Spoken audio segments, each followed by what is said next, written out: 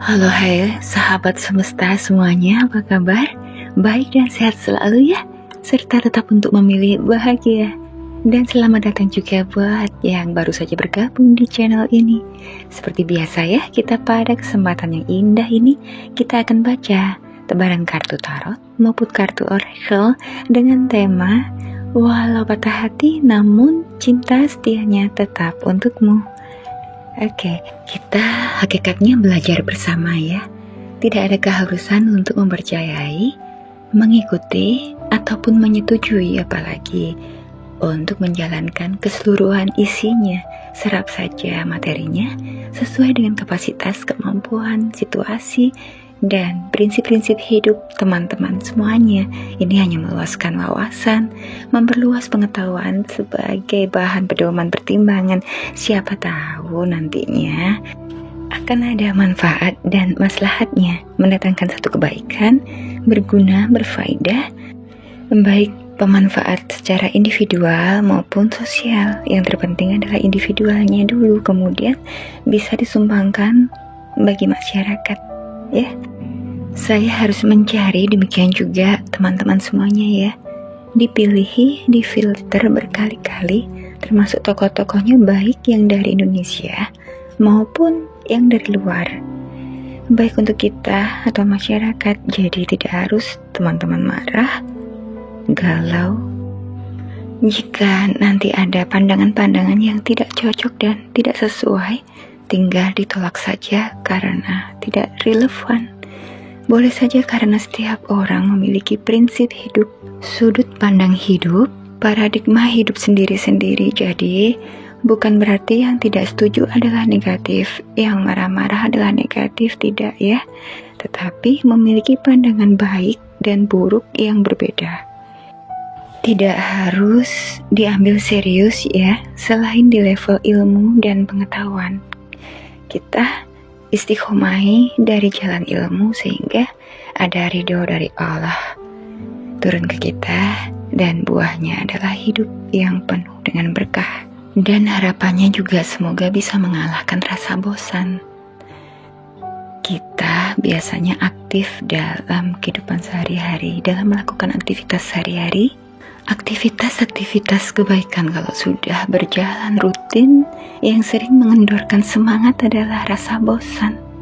Diawali ada rasa berani untuk memulai, namun jika sudah dimulai, tantangannya adalah rasa bosan. Dan harapannya semoga bisa mentaklukkan rasa bosan ini dalam kita masing-masing ya, sehingga satu-satunya yang ada dalam menempuh jalan ilmu, belajar bersama-sama. Bicara tentang patah hati adalah kondisi emosi yang mengalami kekecewaan, juga kesedihan yang sangat mendalam karena harapan tidak sesuai dengan kenyataan. Bahkan patah hati bisa menimbulkan satu efek terjadinya patah hati pada tubuh. Bisa terjadi kecemasan yang kronis, serangan fight or flight seperti gemetar, jantung berdebar, kepala pusing, perut mual, cemas yang sangat mendalam, bahkan menurunnya kualitas sistem imun. Seperti kalau dilanda putus cinta, tubuh melepaskan hormon stres yang disebut kortisol yang bisa menurunkan fungsi kekebalan tubuh, memicu kenaikan gula darah, juga berkurangnya kalsium dalam tulang, tekanan darah tinggi, hilangnya massa otot, dan meningkatnya jumlah lemak. Bahkan fungsi kognitif pun menurun hingga stres dan depresi. Yang paling parah lagi bisa menimbulkan satu kematian. Broken heart syndrome merupakan suatu penyakit jantung yang disebabkan melemahnya otot jantung yang dipicu stres berat, kecemasan yang terjadi secara terus-menerus. Mungkin disebabkan juga kematian pasangan ataupun diputus cinta. Tidak jarang juga kalau ada orang yang baru saja diputus cinta tuh cenderung melakukan apapun yang bisa memberikan sebuah kesenangan, meskipun itu adalah kesenangan sesaat, semacam memberikan sesendok dopamin untuk mengganti pusat kesenangan otak yang hilang. Karena pada saat putus cinta, otak itu kehilangan pasokan rutin neurotransmitter. Hal ini bisa membuat kita merasa cemas, tertekan, dan terisolasi. Dalam hal ini, otak kita berupaya untuk mengganti kehilangan dengan segala cara yang diperlukan. Fenomena patah hati adalah sebuah ujian.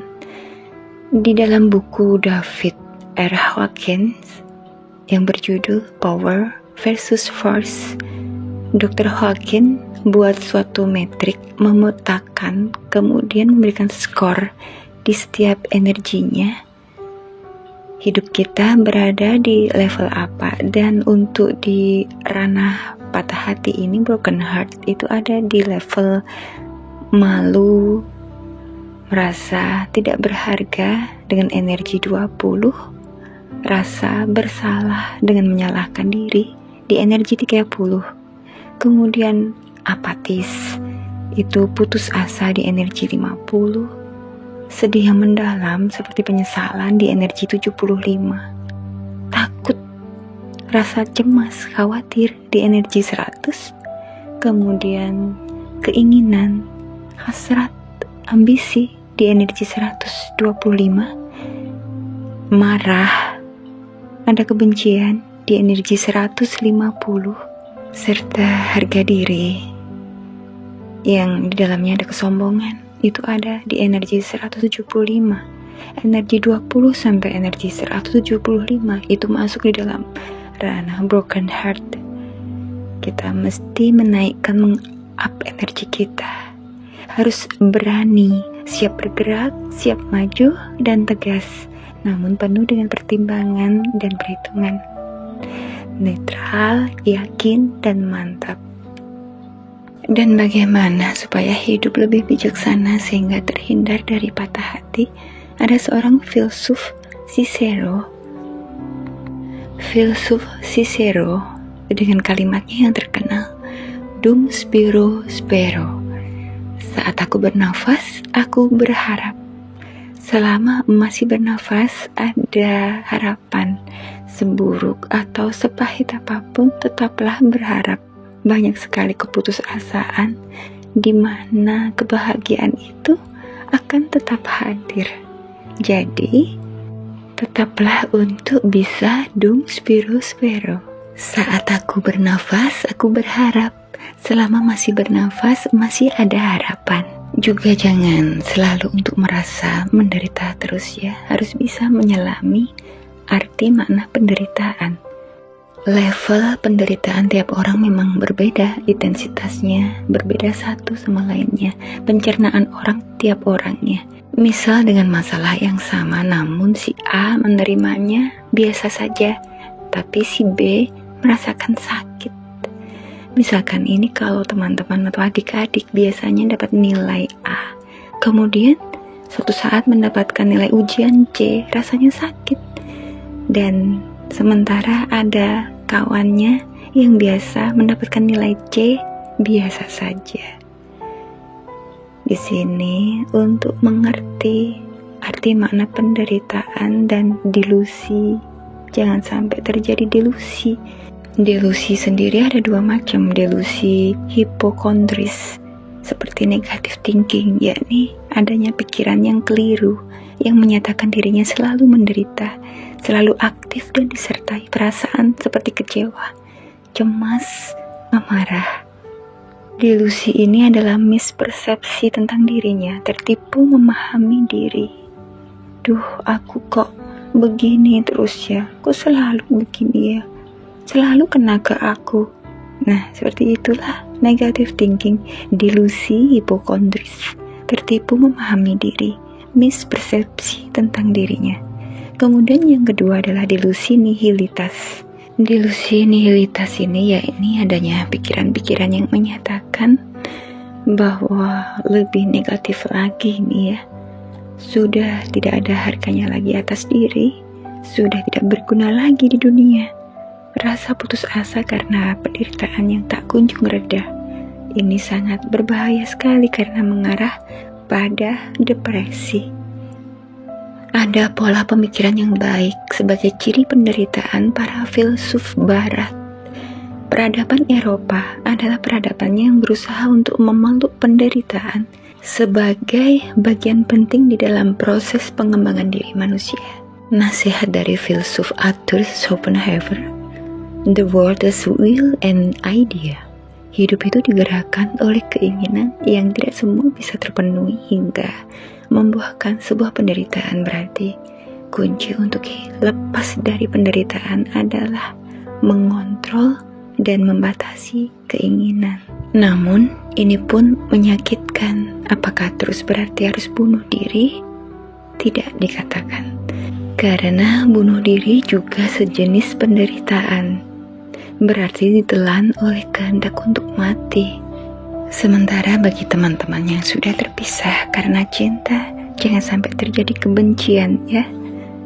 Menurut R.J. Steinberg, dalam The Psychology of Hate, kebencian itu psikologinya berhubungan dengan cinta, tetapi bukan lawan dari cinta atau tiadanya rasa cinta. Sebagaimana cinta, kebencian itu berasal dari pengalaman personal yang selanjutnya membentuk emosi kita. Kebencian sebagaimana cinta juga memiliki struktur segitiga, yaitu ketiadaan. 3 diantaranya adalah kedekatan atau intimacy, perasaan atau passion, dan komitmen. Seperti hilangnya kedekatan, dissenting denial of intimacy melahirkan keengganan, kemuakan. Kemudian untuk hilangnya passion atau perasaan melahirkan ketakutan atau kemarahan, dan sedangkan hilangnya komitmen melahirkan devaluasi dan reduksi human dalam seseorang atau sekelompok orang. Fenomena yang terjadi patah hati melanda pada pasangan berlaku di semua kalangan usia, baik remaja sampai dewasa. Apalagi terjadi berlaku pada pasangan muda-mudi yang dikarenakan banyak keperbedaan, baik itu agama, kepercayaan, adat istiadat, ataupun latar belakang budaya keluarga masing-masing, sehingga mereka terpisah dan saling patah hati. Kita semua adalah satu keluarga. Kalau ditarik dari garis merah, kita semua satu keturunan yang sama. Mari kita tengok ya, kita intip, ikut menyelidiki yuk.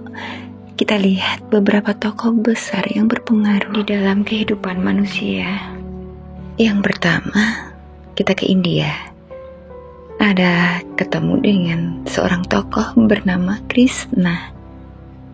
Tahu kan Krishna? Barangkali kalau teman-teman menjumpai Krishna, sering melihat di acara televisi seorang Krishna yang berkulit biru, sering tersenyum-senyum dan membawa seruling.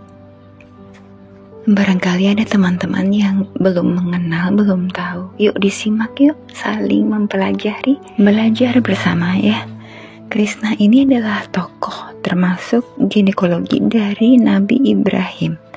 Nabi Ibrahim memiliki 3 orang istri. Yang pertama adalah Sarah, Hajar, dan Keturah.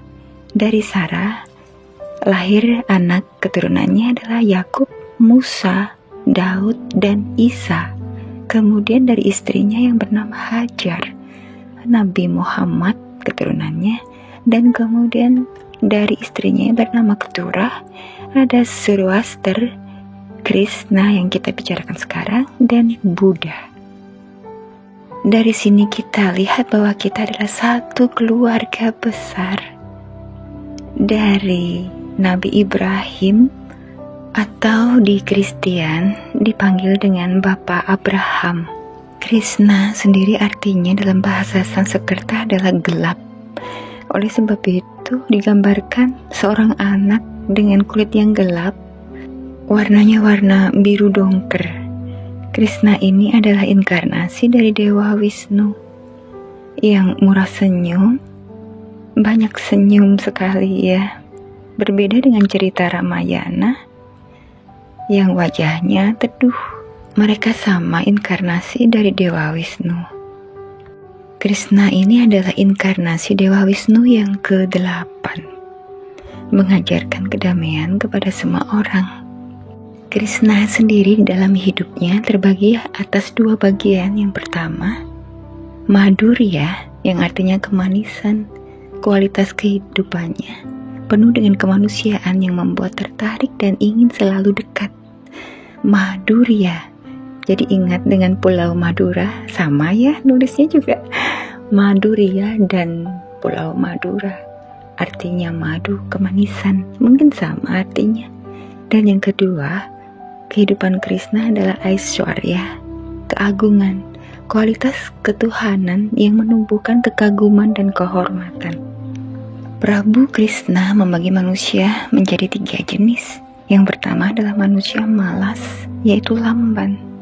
Kemudian manusia yang aktif, hyper, sifatnya menggebu-gebu penuh dengan semangat.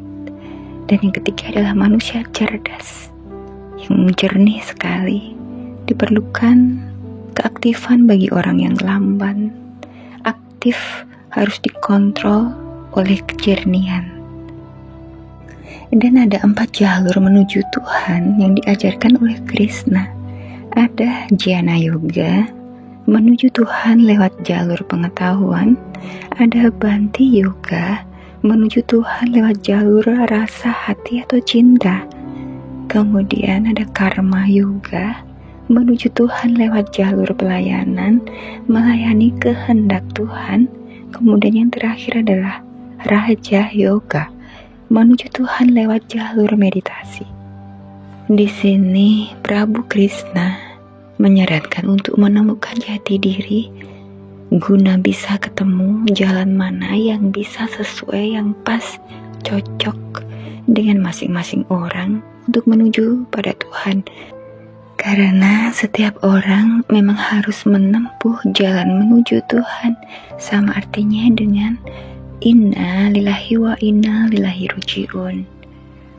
Jika bisa melakukannya, dinamakan yogi. Dan jika bisa melakukan 4 jalur sekaligus, dinamakan yoga universal.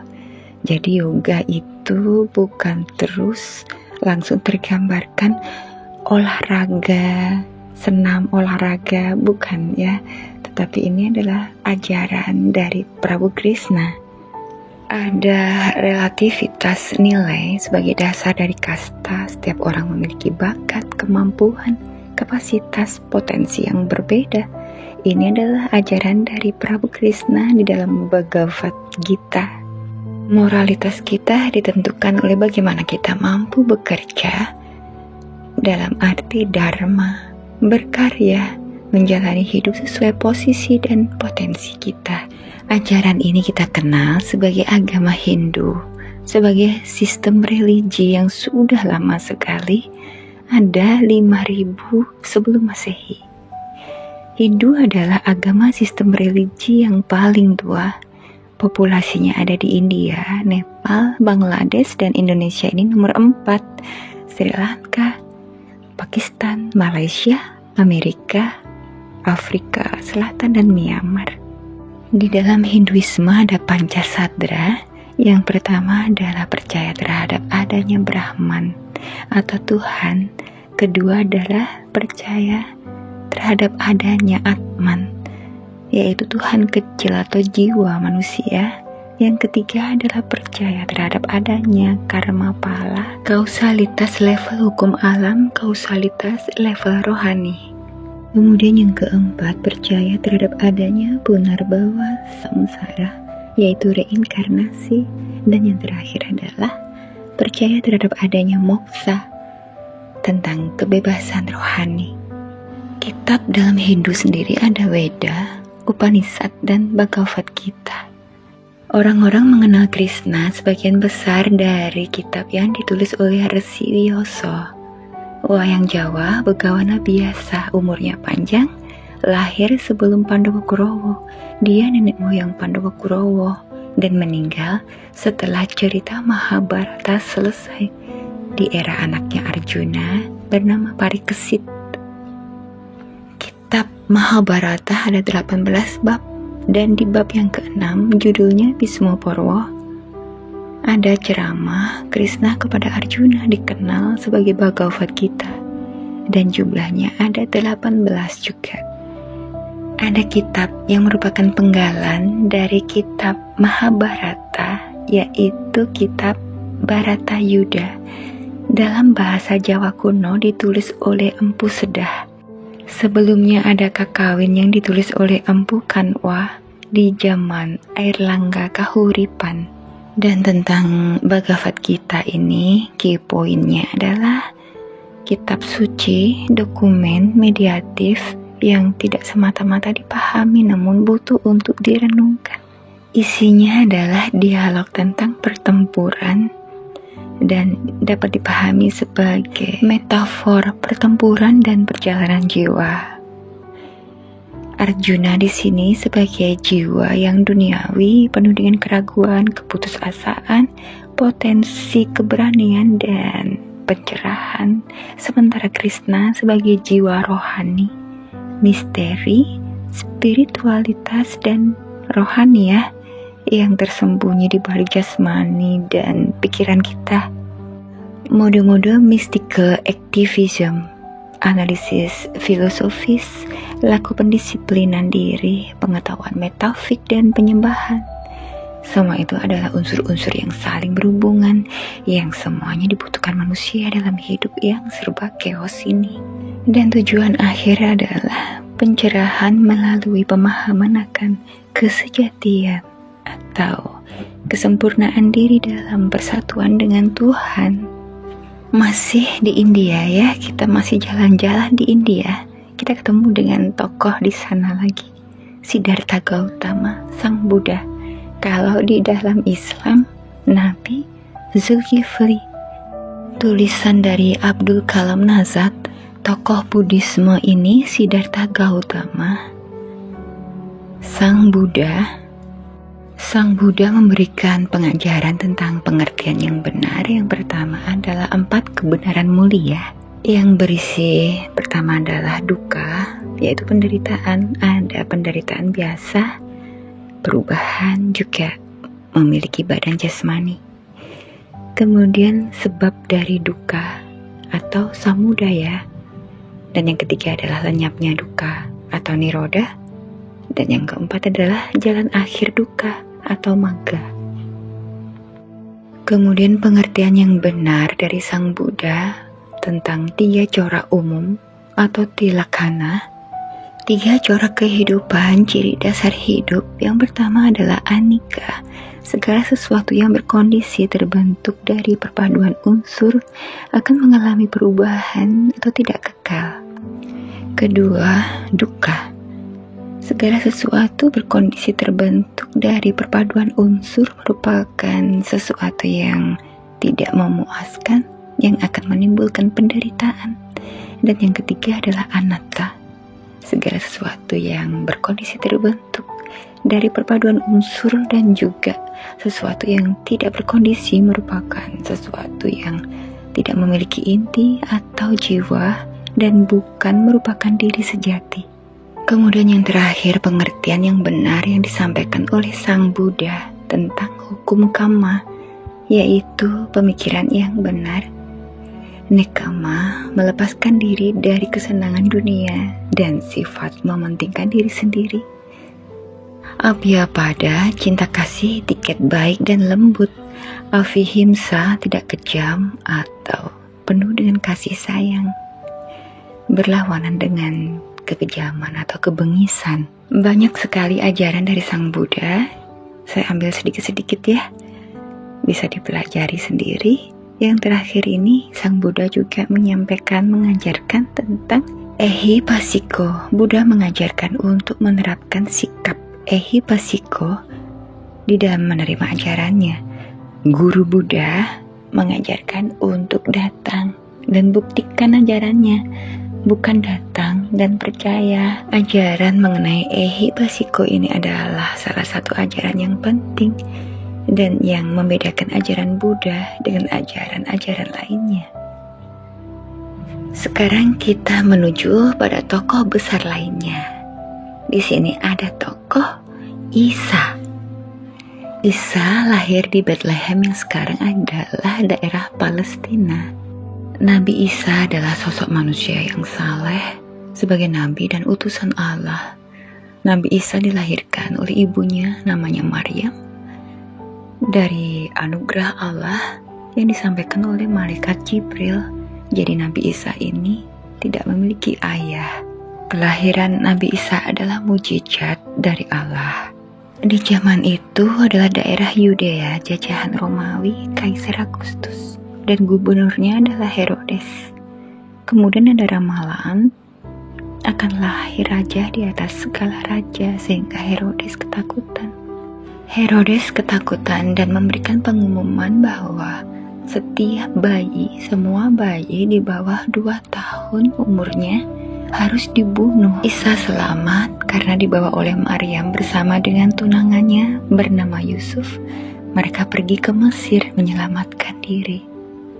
Isa mulai menjadi imam di usia 30 tahun, mulai berdakwah dan bertemu dengan Yahya yang membaptis dia. Yahya adalah anak dari Zakaria. Di dalam Alkitab, Yahya adalah Yohanes Pembaptis. Saat itu, pada zaman itu Isa menghadapi pimpinan yang sangat tiran dan menghadapi umat yang sangat anarkis yang ingin menangnya sendiri. Isa sempat berdakwah selama 3 tahun sebelum dijatuhi hukuman penyaliban, dan Allah telah mengangkat Isa ke surga. Jadi mereka tidak membunuhnya atau menyalibnya, tetapi diserupakan bagi mereka orang yang dibunuh itu dengan Nabi Isa. Allah mengangkat Nabi Isa ke hadiratnya. Allah Maha Perkasa lagi Maha Bijaksana. Ada di Al-Quran surah 4 An-Nisa ayat 157 sampai 158. Pada masa 3 tahunnya berdakwah sebagai imam, Isa sempat mengangkat 12 murid-muridnya dari 12 Bani Israel. Jadi tugas yang utama, tugas Nabi Isa di dunia adalah meluruskan penyelewengan terhadap hukum Taurat. Dan yang kedua adalah memberi kabar gembira kalau besok akan ada Nabi yang akan datang di dunia, yaitu Nabi Muhammad. Ada yang dari Nabi Isa yang dipakai sebagai prinsip moral, golden rule, simple universal etik. Di semua peradaban dan tradisi memakainya, semua peradaban dan tradisi ada, yaitu segala sesuatu yang kamu kehendaki supaya orang perbuat kepadamu, perbuatlah demikian juga kepada mereka. Itulah isi seluruh hukum Taurat dan kitab para nabi. Dan semua agama, nyawa etik ada di Golden Rule. Di antaranya adalah Hinduism, Buddhism, Christianity, Islam, Confucianism, Sikhism, Unitarianism, Taoism, Native Spirituality, Zoroastrianism, Jainism, Judaism, dan Baha'i Faith. Dan Isa menurut Kristen yang ada di Alkitab, Isa disebut sebagai Yesus. Dalam bahasa Ibrani sendiri asalnya adalah Yesua. Tentang silsilah sendiri dari Isa di Alkitab, di dalam Matius pasal 1. Jadi seluruhnya ada 14 keturunan dari Abraham sampai Daud, 14 keturunan dari Daud sampai pembuangan ke Babel, dan 14 keturunan dari pembuangan ke Babel sampai Kristus. Dan ciri-ciri secara fisik tentang Isa yang ada di Alkitab kita bisa baca di Kidung Agung. Kidung Agung itu adalah tulisan dari Raja Salomo atau Raja Sulaiman. Di situ ada beberapa makna, bisa makna dari mempelai antara Raja Sulaiman dengan kekasihnya, juga sekaligus melambangkan kisah dari Isa bersama dengan gerejanya, gereja yang sebagai mempelainya.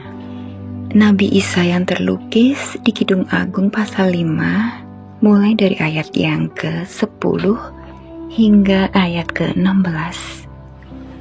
Kulitnya putih bersih dan merah cerah, matanya menyolok di antara selaksa orang. Kepalanya bagaikan emas murni, dan rambutnya mengombak hitam seperti gagak. Matanya bagaikan merpati pada batang air bermandi dalam susu, duduk pada kolam yang penuh. Pipinya bagaikan bedeng rempah-rempah, petak-petak rempah-rempah akar, dan bibirnya bunga-bunga bakung berteteskan cairan mur. Tangannya bundaran emas berhiaskan permata Tarsis. Tubuhnya ukiran dari gading bertabur batu nilam. Kakinya adalah tiang-tiang marmer putih bertumpu pada alas emas murni. Perawakannya seperti gunung Libanon terpilih seperti pohon-pohon aras. Dan kata-katanya manis semata-mata, segala sesuatu padanya menarik.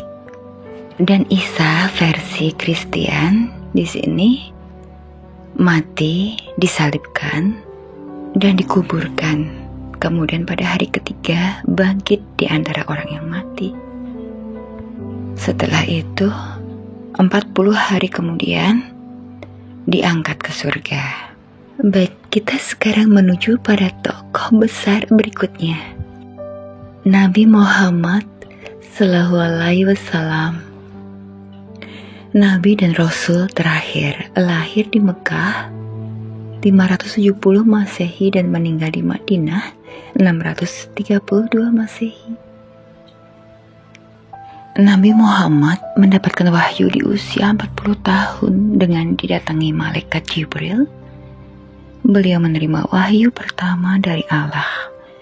3 tahun setelah wahyu pertama, mulai berdakwah, menyatakan keesaan Allah dalam bentuk penyerahan diri melalui Islam. Nabi Muhammad menerima wahyu secara berangsur-angsur hingga kematiannya, dan praktek atau amalan Nabi Muhammad diriwayatkan dalam hadits.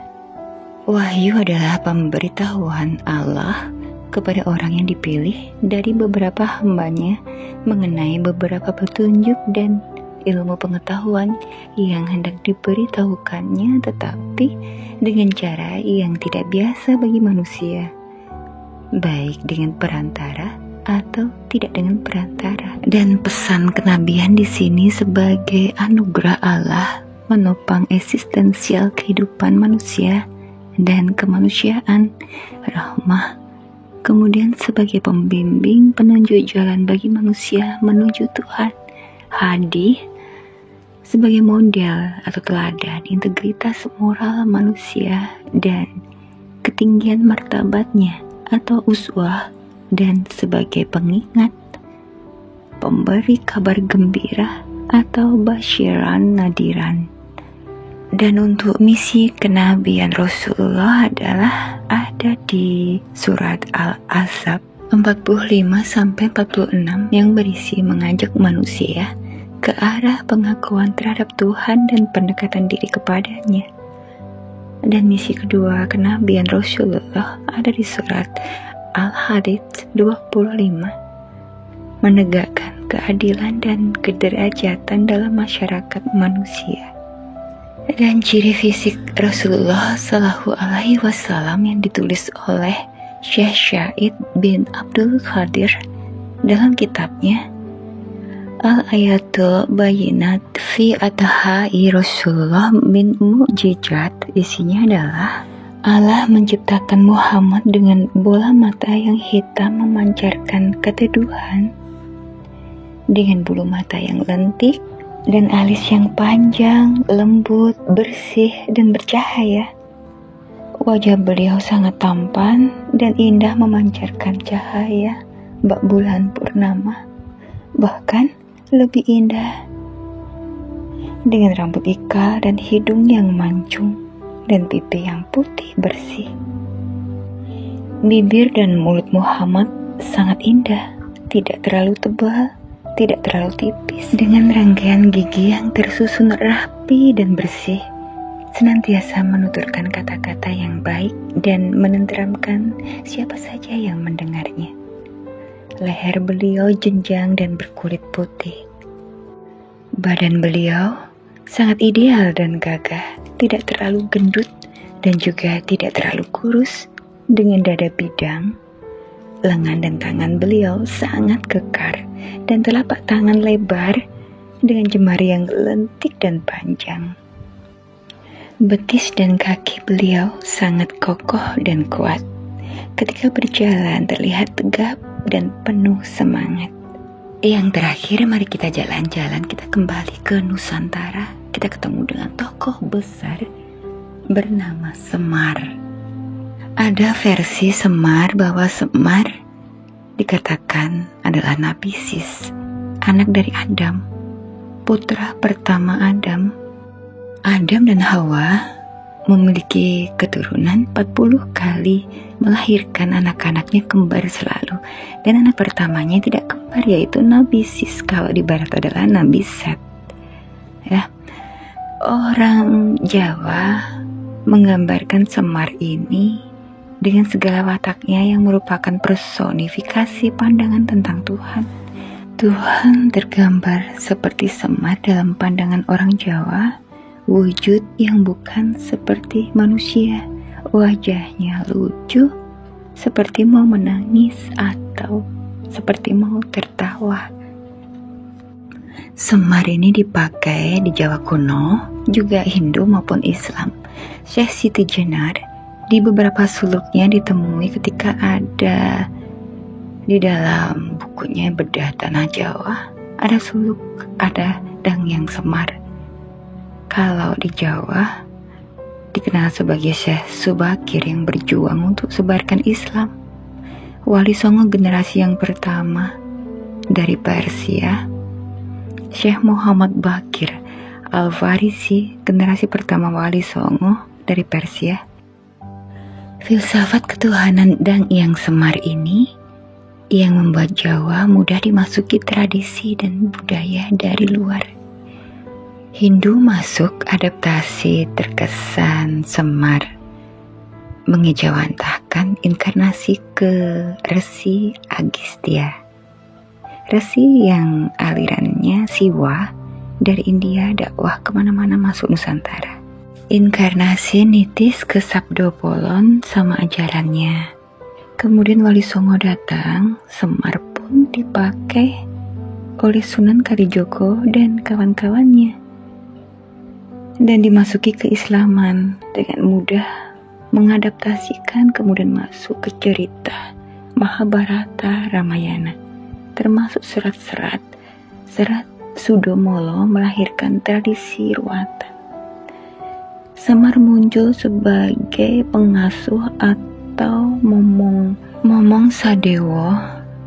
Sadewo yang bisa membebaskan Betari Durga dari Rahwana. Jadi adanya ruwatan itu ceritanya dimulai dari kisah Dewi Umo sebagai istri Betara Guru diajak ke daerah laut oleh Betara Guru. Diajak untuk melakukan hubungan suami istri, namun karena di laut, di daerah pelataran dan terlihat oleh orang banyak, Dewi Umo malu dan menolak. Namanya juga di daerah laut ya, pasti malu dilihat banyak orang. Kemudian Dewi Umo menolak, sehingga Betara Guru marah. Wajar ya sebetulnya kalau Dewi Umo tidak mau berhubungan suami istri di laut, dilihat banyak orang, pastilah malu. Ini yang membuat Betara Guru marah kepada Dewi Umo istrinya. Namun sebelum kemarahannya terjadi, sebelum mengutuk Dewi Umo, Betara Guru sempat nafsu sekali sehingga air maninya keluar dan jatuh ke dalam laut. Oleh sebab itu, muncul dari laut Bathara Kala, anak dari Bathara Guru. Dan oleh kemarahan Bathara Guru kepada Dewi Umo dikutuk oleh Bathara Guru. Dewi Umo dikutuk menjadi seorang raksasa Durga. Dan di dalam pewayangan Betari Durga ada tinggal di keraton bernama Gondomayit. Sementara yang bisa membebaskan kutukan adalah Sadewo di bawah momongan atau asuhan Danghyang Semar. Karena untuk membebaskan kutukan amatlah sulit, tidak mudah, sehingga terjadilah ruatan. Di bawah pengasuhan Danghyang Semar ada ajaran Danghyang Semar yang terkenal, yaitu jingle.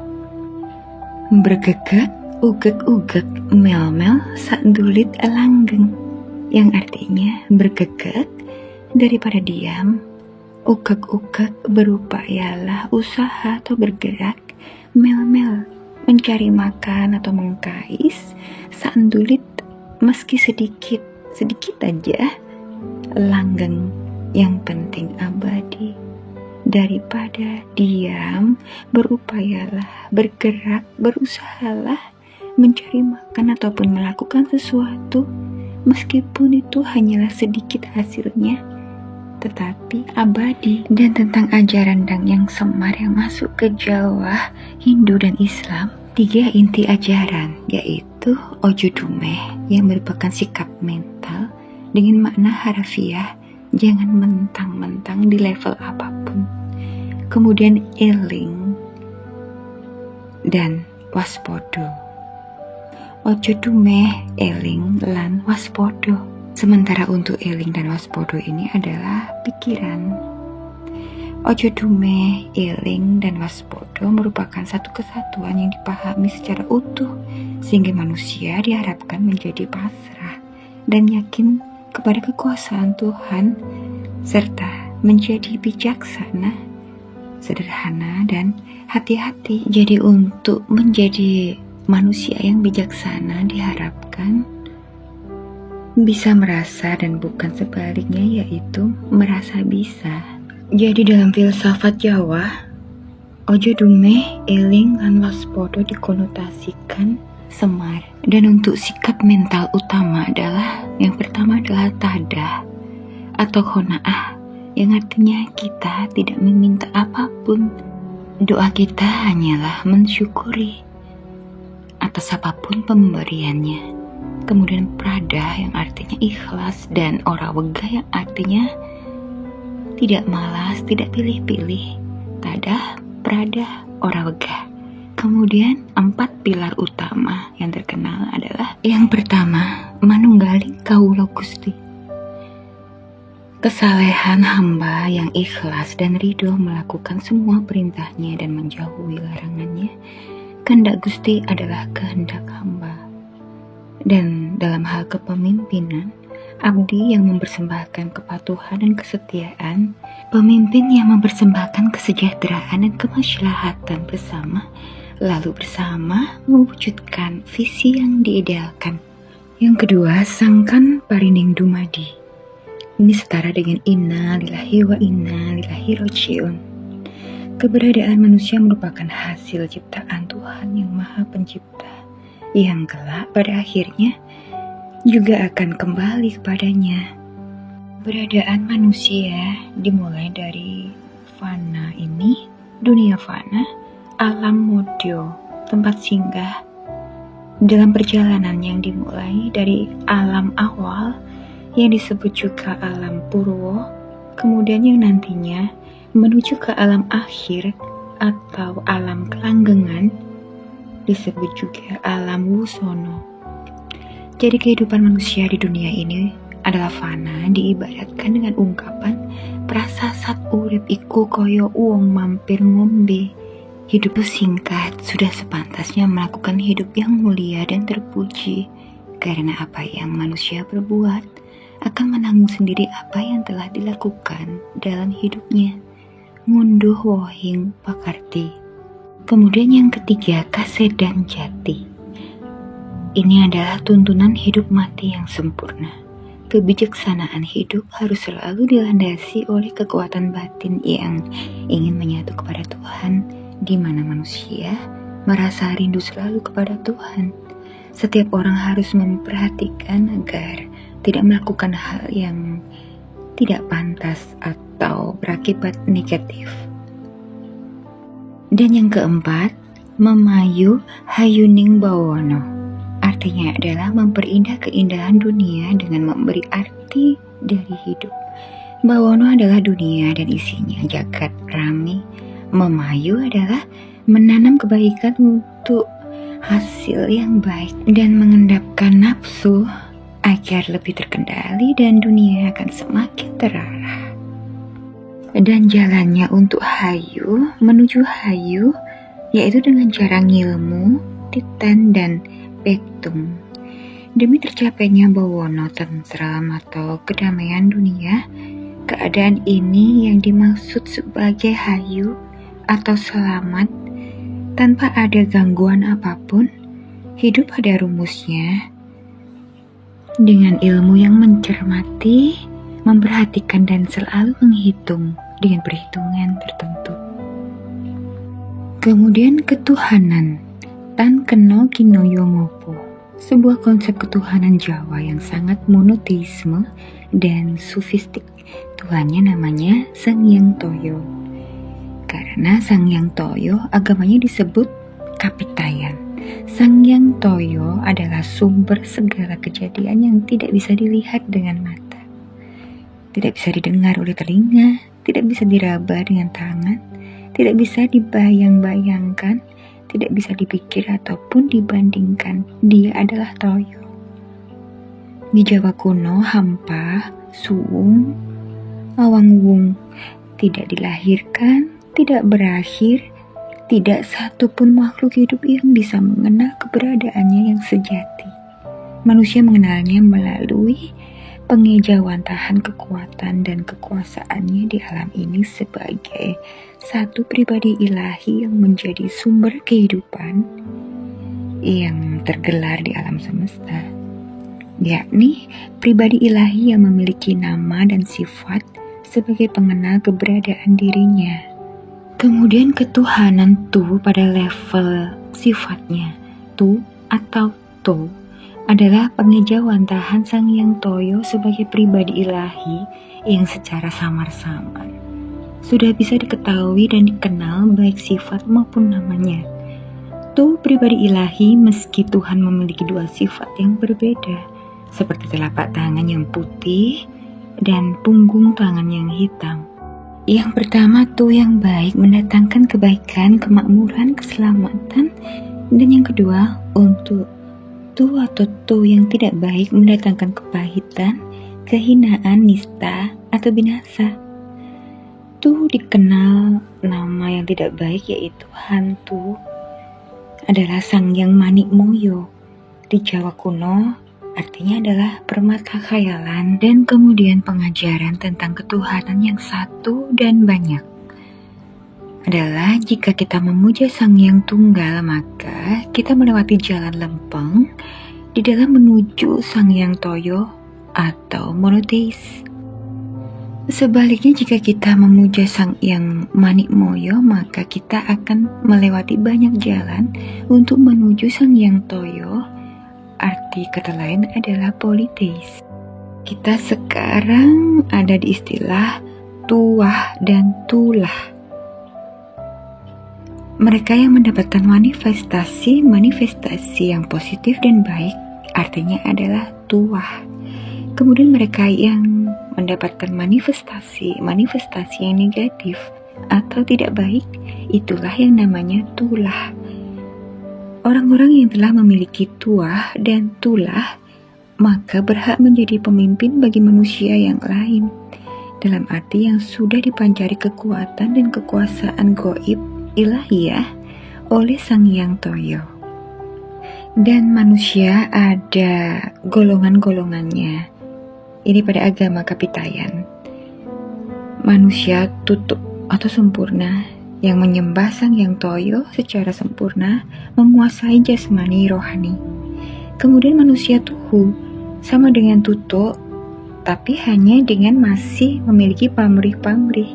Sementara manusia tunggu di Jawa kuno artinya adalah tinggi, mulia. Dia di dunia dimuliakan, tapi secara spiritualnya masih kurang. Kemudian yang terakhir adalah manusia tugul atau bodoh atau awam, menyembah Sang Yang Toyo melalui perantara atau memiliki kepentingan dunia semata. Dan sekarang bicara tentang ciri-ciri fisik dari Dang Yang Semar. Secara simbolis fisiknya bukan laki-laki dan bukan perempuan. Tangan kanannya ke atas, menunjuk ke atas, dan tangan kirinya di belakang. Itu yang artinya kita diharuskan untuk menunggu anugerah dari yang di atas dan siap untuk membagi-bagikan ke bawah. Dan di kepala, di atas kepalanya itu berkunjung seperti anak-anak. Sementara wajahnya itu sangat tua, yang artinya dia berwibawa, namun juga jernih seperti anak-anak. Setiap tertawa diakhiri nada tangisan, berwajah mata yang menangis, berair, namun mulutnya itu tertawa. Dalam pengertian adalah gabungan suka dan duka. Sebuah analogi manusia yang utuh, bisa senang ataupun juga bisa sedih. Berprofil berdiri sekaligus jongkok, yang artinya baik berdiri dan duduk itu tidak jelas. Dia itu samar, tidak terlihat, tidak bisa dilihat oleh mata. Masih di tanah Jawa, kita ke tokoh Sunan Kalijogo. Sunan Kalijogo yang terkenal dengan suluk Dewa Ruci dan suluk Linglung serta kidungnya terkenal adalah Rumekso ing Wengi. Di dalam suluk Dewa Ruci ada topo diet rohaniah.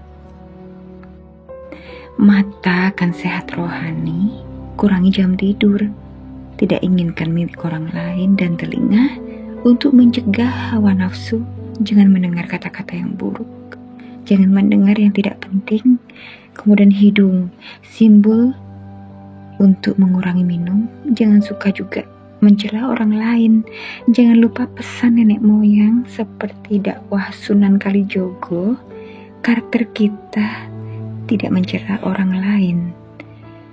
Dan yang keempat adalah mulut, lesan. Kurangi makan, menghindari kata-kata yang buruk. Kemudian tentang aurat yang kelima, menahan syahwat, hindari jinah. Dan yang keenam adalah tangan, untuk tidak mencuri dan untuk tidak menyakiti orang lain. Dan yang terakhir adalah kaki, bertugas untuk menghindari berbuat jahat. Dan zakatnya adalah introspeksi. Ada yang menarik lagi di kidung yang terkenal dari Sunan Kalijogo ini, Rumekso ing Wengi. Fenomenologi agama adalah mantra. Kalau di Jawa itu adalah doa tolak bolo versi Jawa. Kenapa sih tidak pakai bahasa Arab? Ya karena berhubungan dengan audiens pada saat itu. Doa meminta sesuatu harus paham dong dengan isinya, minta apa, dan doa jangan sampai hanya sebagai hafalan saja. Dan di bagian akhir dari kidung yang terkenal, Rumekso ing Wengi ini, ada yang menarik sekali. Disebutkan nama-nama sahabat atau nabi oleh Sunan Kalijogo dengan kualifikasinya masing-masing. Pangucapku ya Musa.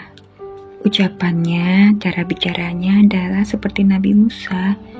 Napasku Nabi Ngisolinuwih. Nafasnya adalah Nabi Isa, karena Isa dari ruh. Yusuf ing rupaku mangke, dan wajahnya adalah wajah Nabi Yusuf karena Nabi Yusuf wajahnya rupawan. Nabi Daud suaraku, suaranya ada suara Nabi Daud karena Nabi Daud suaranya merdu sekali, pandai menyanyi. Jeung Sulaiman kasakten mami. Sementara Nabi Sulaiman terkenal dengan kekuatannya. Nabi Ibrahim nyawaku, Nabi Ibrahim yang terkenal kuat walau dibakar tapi tetap hidup memiliki nyawa rangkap. Idris ing rambutku, Nabi Idris yang terkenal sebagai ilmuwan pertama.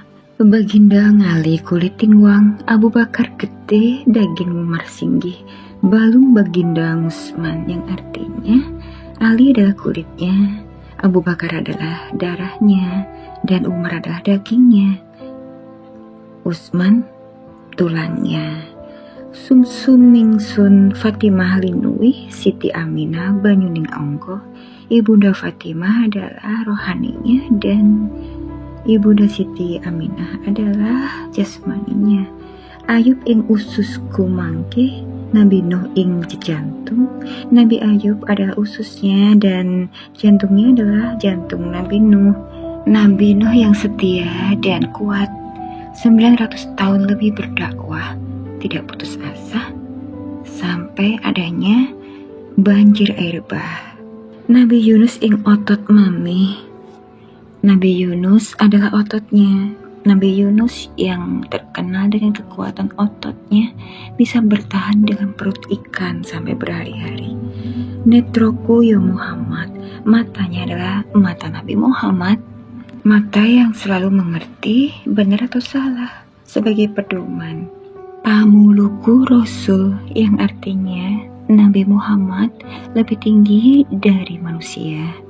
Pinayungan Adam Kowo yang artinya dan semua ini di bawah Adam dan Hawa. Sampun pepak sakatahe poro nabi, tetio sariro tunggal. Hidup kita seraplah energi semua kekuatan para nabi, para sahabat sehingga utuh.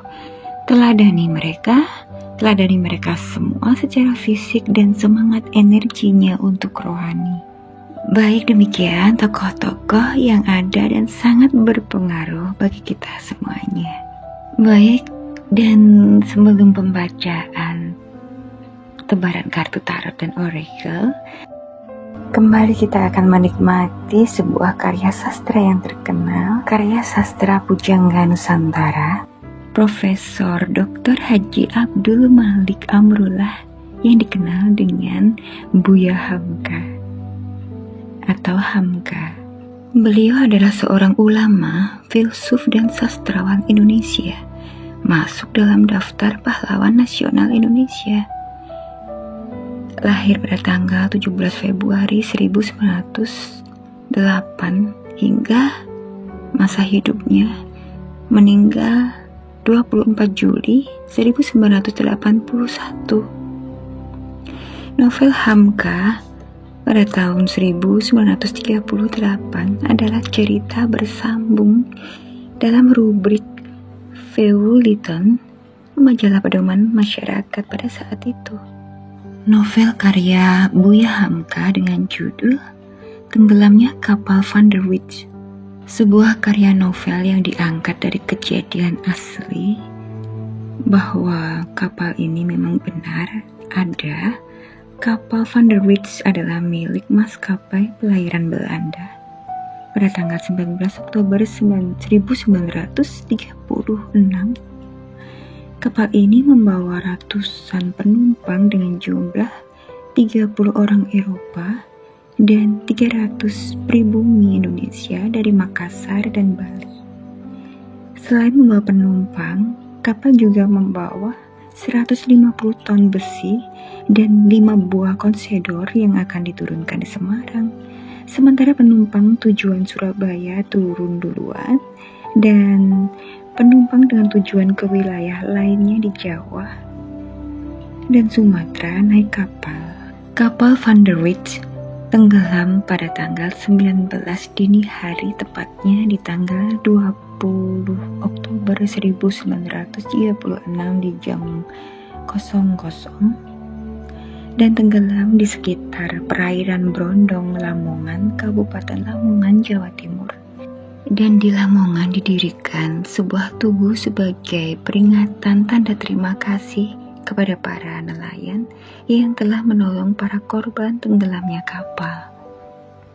Novel Tenggelamnya Kapal Van der Wijk, buah karya Buya Hamka, Novel yang mengisahkan persoalan adat Minangkabau dan perbedaan latar belakang sosial yang menghalangi hubungan cinta sepasang kekasih hingga berakhir pada kematian.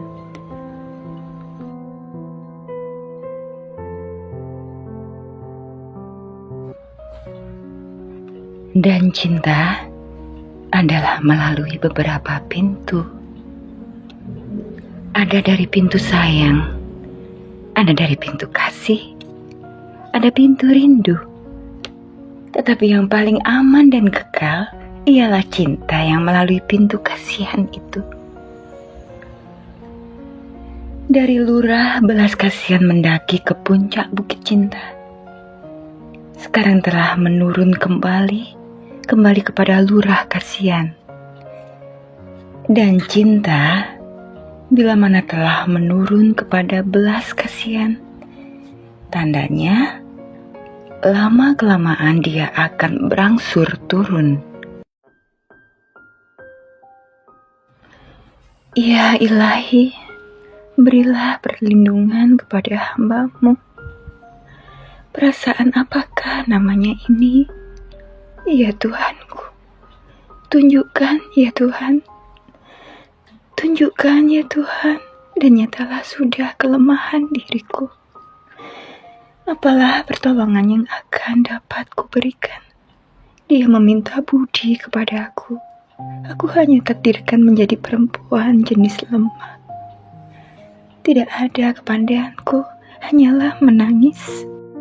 Tuhanku, sebenar-benarnya hamba-Mu ini kasihan kepada makhluk yang malang itu.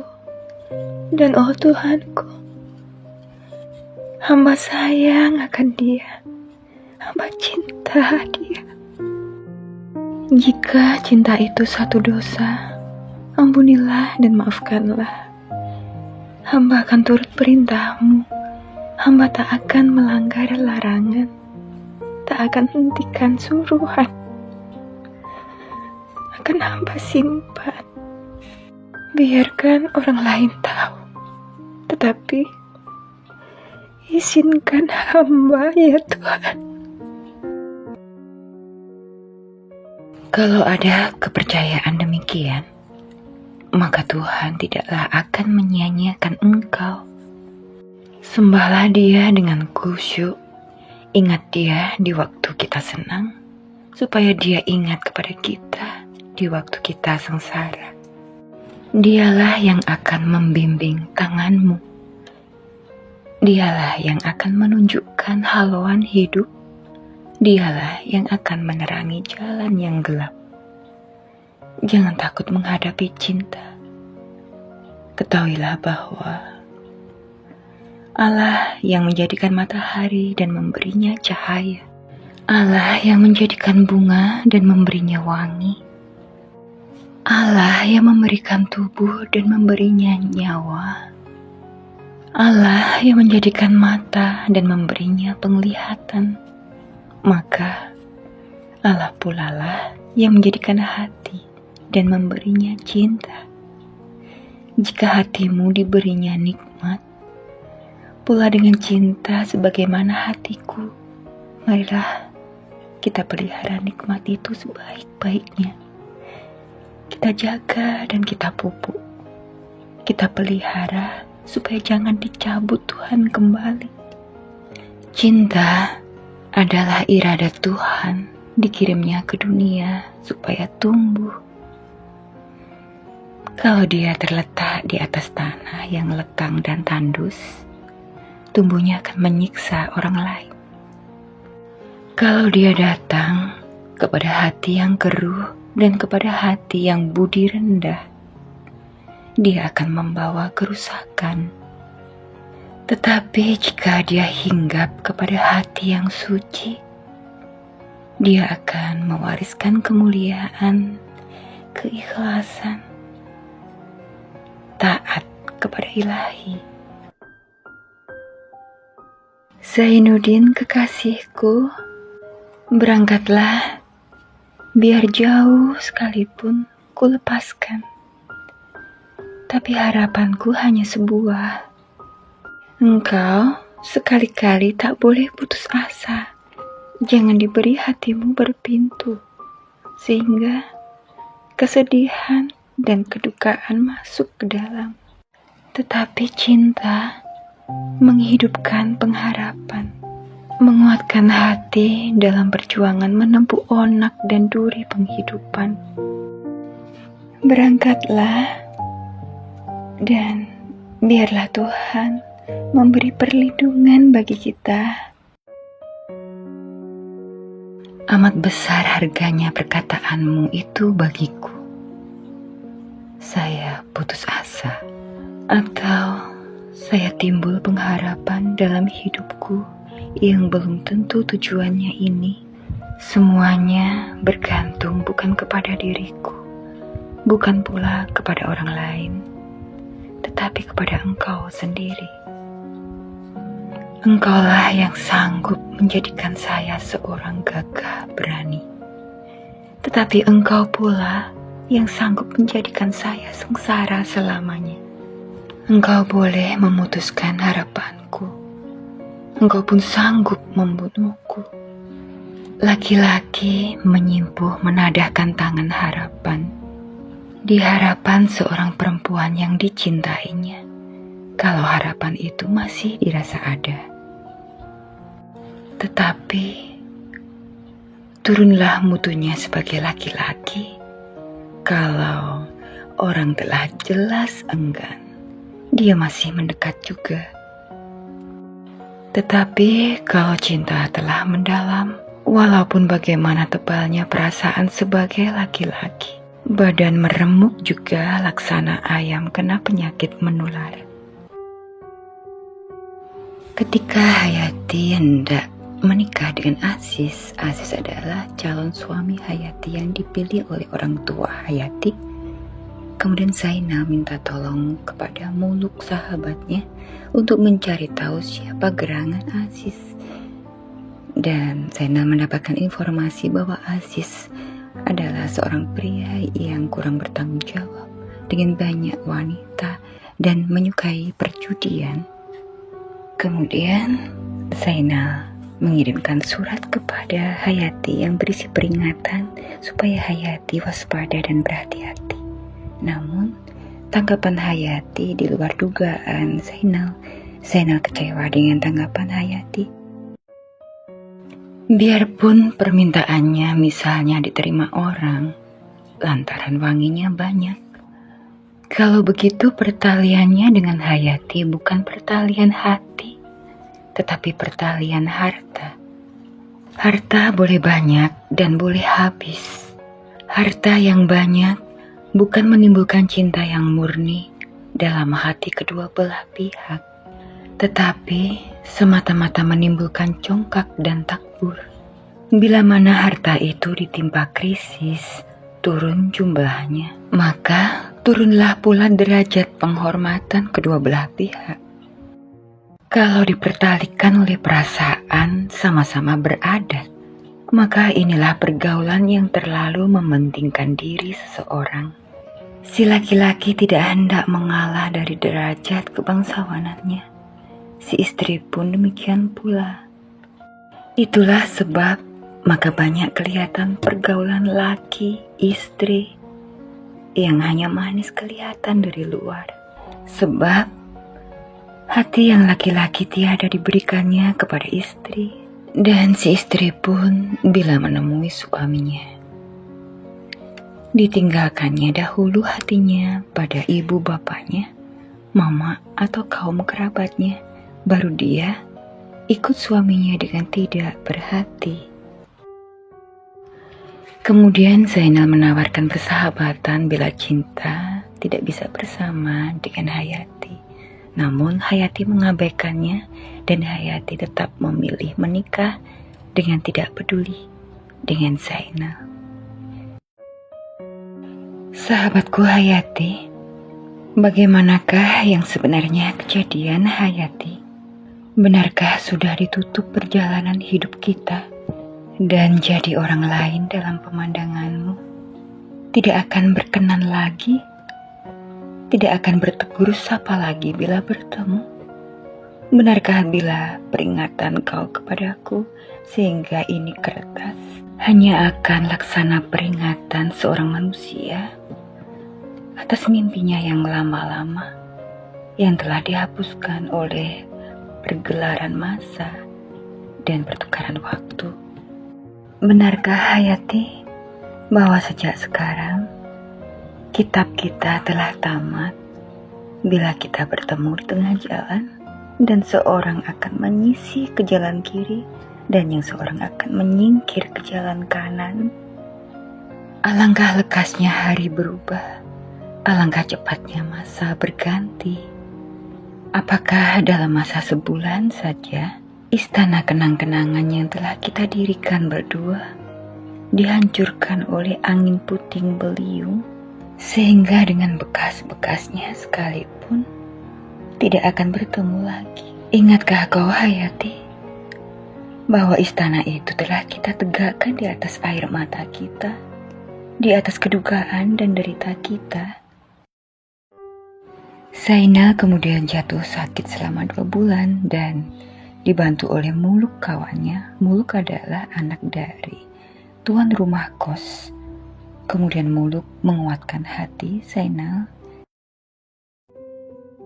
Jika kita dikecewakan oleh perempuan pada hari ini, ada 2 jalan ditempuh orang. Satu jalan ditempuh oleh orang hina yang rendah budi. Satu jalan pula ditempuh oleh orang yang dalam pikirannya. Yang ditempuh oleh Parewa ialah membalaskan dendam dengan menganiaya. Dicarikan kekasih atau penumbuh benci kian kemari. Dituntutnya ilmu sihir kepada dukun-dukun yang pandai, sehingga perempuan itu cerai dengan suaminya. Cinta yang demikian namanya kekejaman. Dia menganiaya, bukan mengasihi, mementingkan kesenangan seorang. Dan itu bukan budi dan cinta, tetapi nafsu yang serendah-rendahnya. Bukan begitu jalan yang ditempuh budiman jika hatinya dikecewakan. Dia selalu mencari usaha menunjukkan di hadapan perempuan itu bahwa dia tidak mati lantaran dibunuhnya. Dia masih hidup dan masih sanggup tegak. Lihat anak-anak muda zaman sekarang yang menangis terseduh-seduh meminta belas kasihan perempuan. Mau dia berkorban, sengsara, hina, hanyalah mencari apa yang disebut orang cinta. Salah persangkaan yang demikian, hari guru muda. Cinta bukan mengajar kita lemah, tetapi membangkitkan kekuatan. Cinta bukan melemahkan semangat, tetapi membangkitkan semangat. Pada akhirnya Zainal tersadar dan bangkit. Zainal dan Muluk, mereka berdua pergi ke Pulau Jawa. Dari Jakarta kemudian mereka pindah ke kota Surabaya. Zainal menjadi seorang penulis. Zainal sukses menulis, penggemarnya banyak.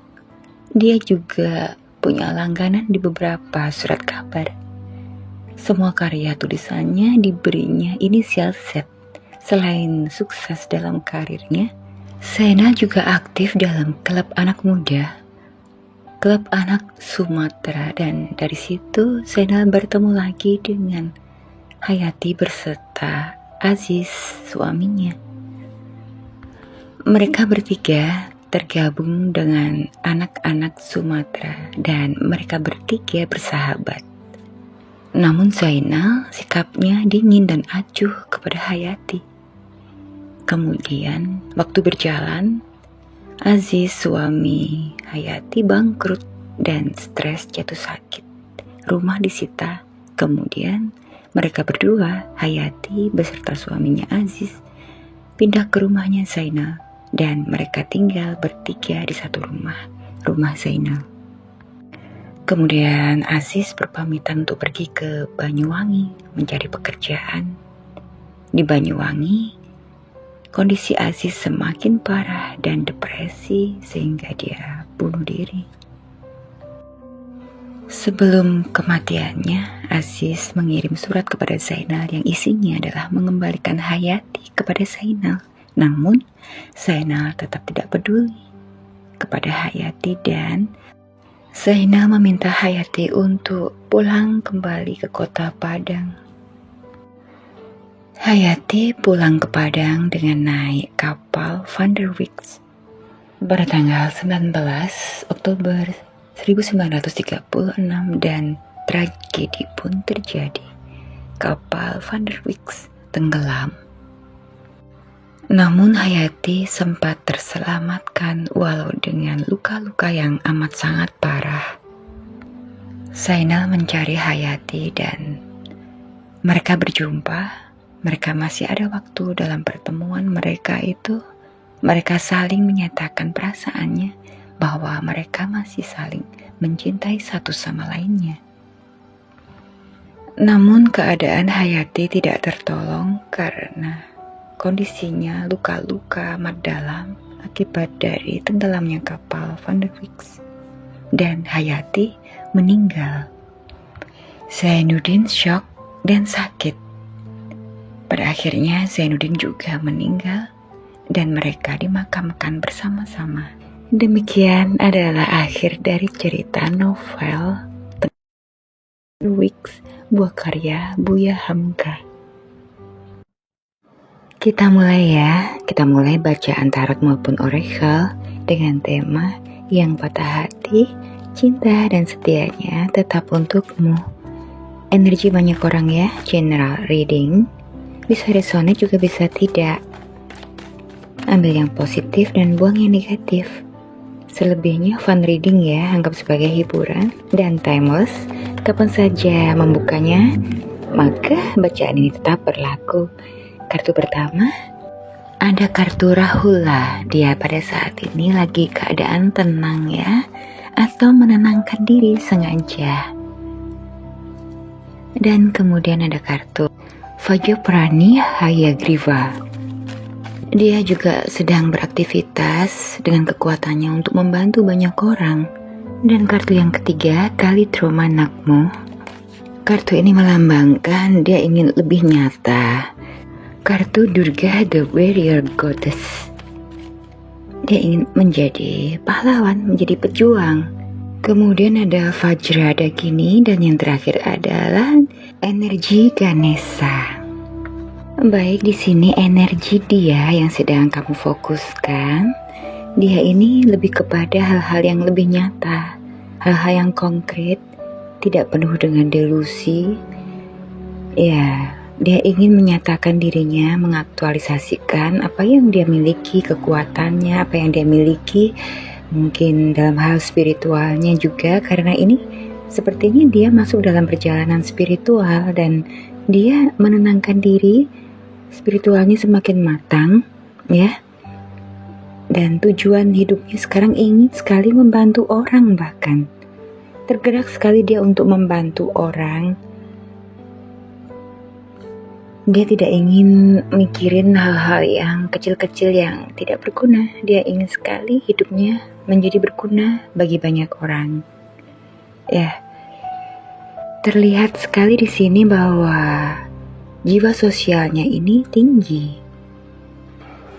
Dia menghindari hal-hal yang membuat khawatir atau takut, menepiskan perasaan-perasaan yang takut, juga kekhawatiran-kekhawatiran yang selama ini ada. Dia berusaha untuk tenang.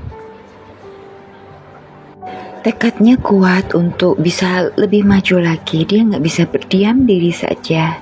Walau dia tidak tahu menahu atau tidak mengerti akan permasalahan orang lain, namun bila mana dia merasakan bahwa dia mampu untuk membantu, apalagi orang tersebut meminta bantuan kepadanya, dia akan dengan ringan mau membantu.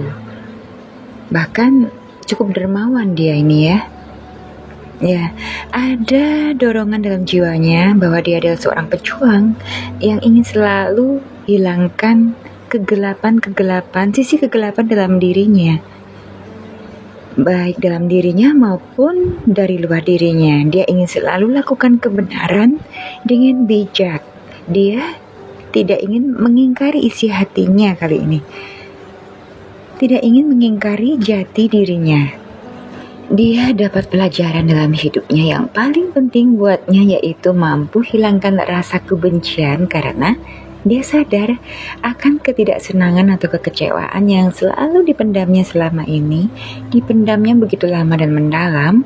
Kekecewaan, kekesalan, ketidaksenangan menjadi sebuah kebencian yang justru akan menyiksa dirinya dan membuat dirinya sakit. Dia ingin menepis semua rasa benci. Dia menyadari bahwa rasa benci adalah menyakiti dirinya sendiri. Dia telah hilangkan rasa benci itu. Dia sukses hilangkan rasa benci itu. Dia telah hilangkan dan telah berdamai dengan dirinya sendiri. Dia bisa menerima keadaan yang ada, bisa menerima situasi yang ada, menerima dirinya sebagaimana adanya, memaafkan dirinya juga, berusaha untuk tidak menyesal, dan memang dia sudah tidak menyesal, sungguh-sungguh sudah melewati fase-fase itu. Dia bisa menerima dan bisa memaafkan situasi maupun dirinya serta orang lain.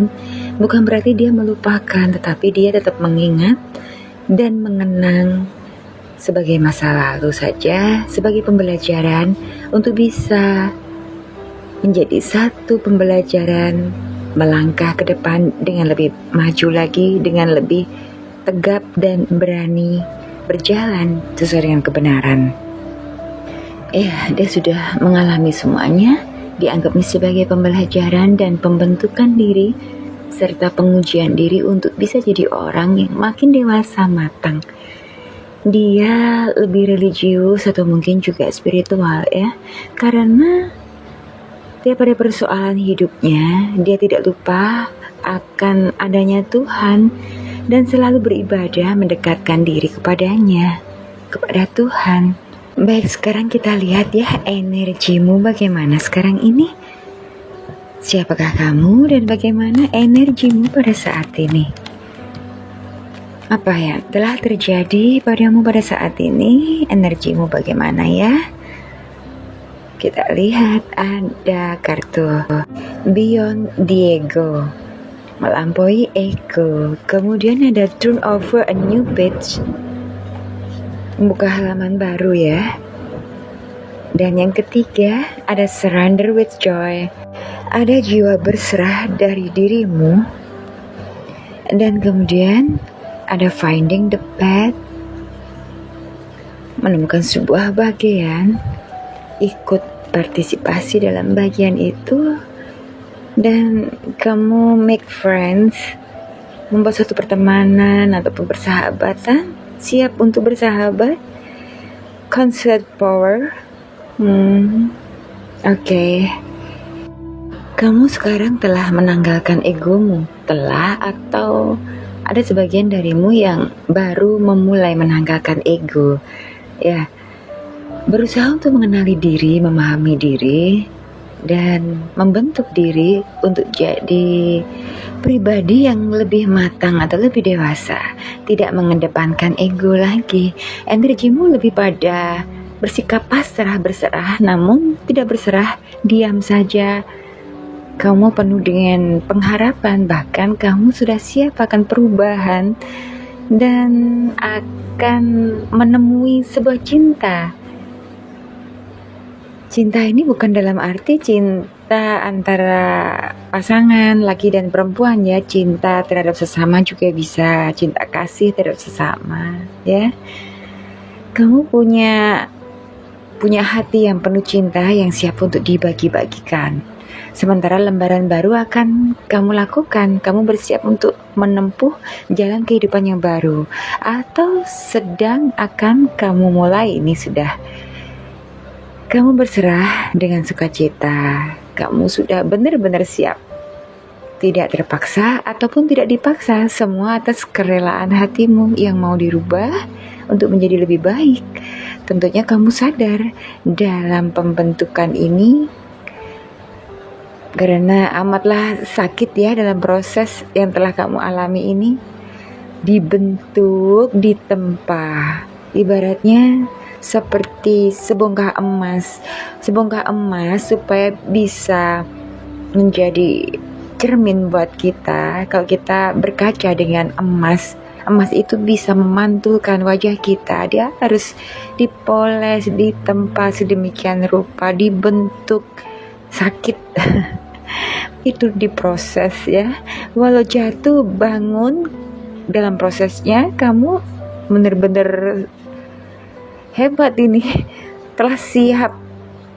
Kamu terus berdiri, terus bangkit tiap kali jatuh. Ada semangat, ada kekuatanmu yang tersembunyi. Kamu memiliki sebuah kekuatan yang tersembunyi yang bisa menghadapi masalah, walaupun masalahmu itu bertubi-tubi. Ya, kamu selalu percaya bahwa Tuhan tidak akan mengujimu lebih dari kekuatanmu. Dan kamu siap untuk mengemudikan bahtera jiwamu untuk berlayar dan berlabuh. Kamu adalah pengemudinya, dan kebahagiaan jiwamu adalah kamu sendiri yang menentukan, kamu sendiri yang membentuknya. Kamu sudah sadar betul untuk pegang kendali dalam arah tujuan hidupmu. Kamu yang sedang atau akan memulai pertemanan atau persahabatan. Bahkan ada sebagian dari kamu telah memulai pertemanan dan persahabatan, membuka diri untuk berrelasi dengan sesama. Itu bagus sekali untuk perkembangan jiwa ya. Saling memberi, bertumbuh untuk menjadi manusia yang produktif, manusia yang matang, berbagi, cinta yang produktif. Dan itu bisa membuatmu stabil, dan kamu merasa stabil sekarang. Serta sukses dalam arti bukan ukuran kerana materi ataupun pencapaian, tapi sukses dalam kebahagiaan jiwamu. Itu yang terpenting ya. Buat apa kalau kita sukses materi ataupun pencapaian tapi jiwa ini tidak bahagia, jiwa ini gelisah? Gak ada artinya. Karena akan sulit sekali untuk melangkah maju nantinya. Dan kesuksesan yang dianggap sukses itu akan menjadi semu belaka. Ya. Kamu akan menjadi lebih solid pribadinya, utuh dan penuh. Kamu memiliki kekuatan yang tersembunyi, ini masalahnya. Tanpa kamu sadari kamu punya kekuatan itu. Ya. Ada malaikat penjaga yang senantiasa menjagamu, yang mendorongmu untuk melangkah di jalan yang benar, mengingatkanmu dan menyemangatimu, ya. Sehingga kamunya mampu untuk bangkit dan bangkit, terus maju ya. Teruskan langkahmu karena langkahmu sudah benar. Baik, sekarang kita lihat ya, keadaan sekarang ini tentang kalian. Bagaimana keadaan kalian sekarang ini dan apa yang akan terjadi dengan kalian ke depannya nanti? Iya, ada kartu Four of Cups.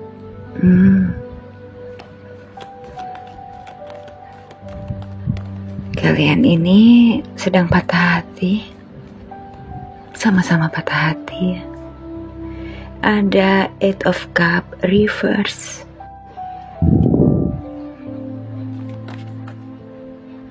Kemudian ada Ten of Pentacles reverse juga. Dan The Hierophant. Ya, ini masalahnya. Kalian hubungannya third party. Kamu atau dia telah berpasangan atau kedua-duanya telah berpasangan. Kemudian kartu Nine of Pentacles reverse dan yang terakhir adalah The World. Jadi di sini apa yang menjadi ekspektasi baik kamu maupun dia tidak sesuai. Dia menginginkan sesuatu yang tidak bisa terpenuhi olehmu, dan kamu pun juga begitu, sama kalian. Sebaliknya sama ya. Kalian sama-sama tidak mendapatkan ekspektasi masing-masing. Atau kalian telah menanamkan harapan yang tinggi terhadap masing-masing. Jadi akhirnya kecewa, ada apatis juga ya, dan bahkan ada energi LDR di sini, bisa jarak tempat, lokasi, atau kalian sedang on off, sedang berjeda, tidak ada komunikasi, bahkan memang udah lama tidak berkomunikasi. Ya, ada cinta segitiga atau cinta bersegi-segi, bisa darinya yang telah berpasangan atau kamu yang telah berpasangan.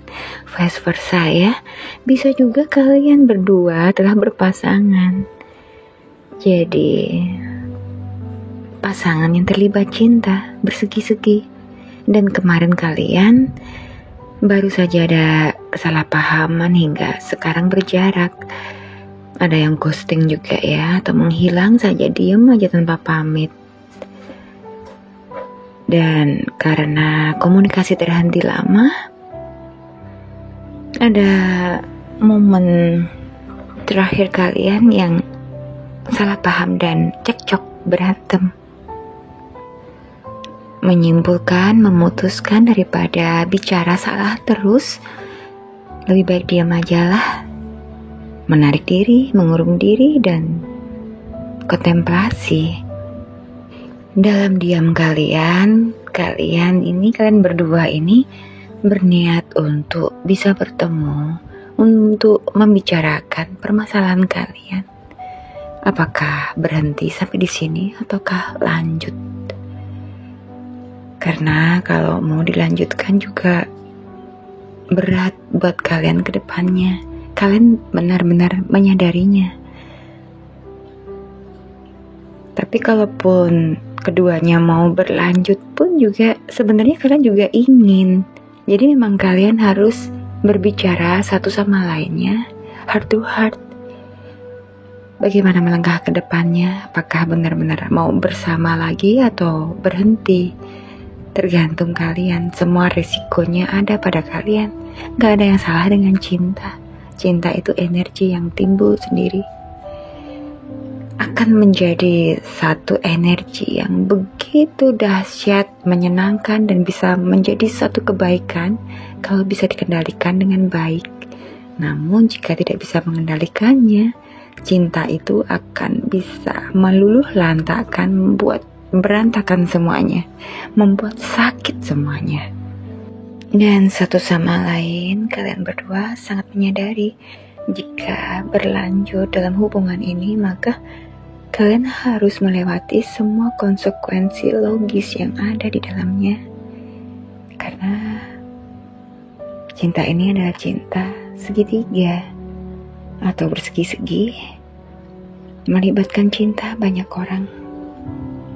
Saat ini kalian berdua lagi healing dan kalian sedang dalam perjalanan spiritual, lagi di ujungnya.